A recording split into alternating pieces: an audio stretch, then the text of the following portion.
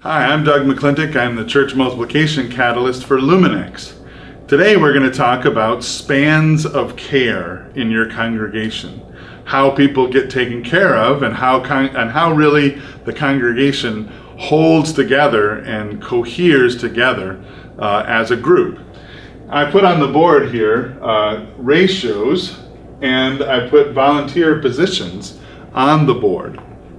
And one of the things that we've found through research and experience is that for every person that you have, every 10 people that you have in your congregation, you usually need one volunteer worker, one volunteer laborer, in order to provide the work output, the level of care for those 10 people.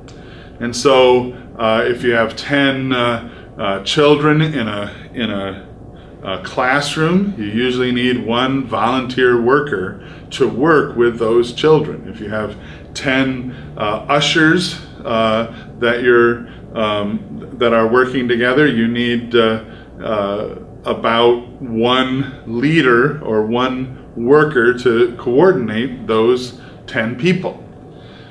Moving on to the leader level, leaders are people who oversee laborers. They're people who coordinate the work of these volunteers.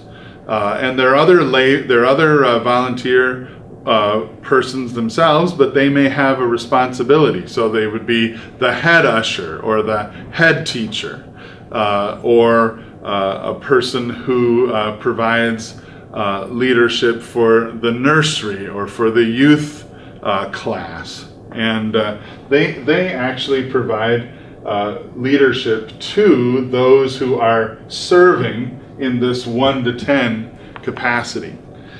In a church, you need usually one leader for every 25 people that are worshiping in the church. If you have one leader, oftentimes the church is about 25 people, with one or two other laborers or other people helping alongside them. As the church grows to 75, often you need about 3 of these leaders and other, proportionately larger group of laborers. Many churches don't get beyond 75 or so because they're unable to do this next level, and that is to recruit volunteer leaders of leaders. These are leaders who are not the professional staff, not the pastor of the church, but or the church planter, but these are leaders who oversee other leaders, who recruit people to be leaders, and who are able to provide direction and vision and leadership at a fairly high level. They understand the mission, vision, values of the congregation and enforce that mission and vision and values through their service and leadership in the church.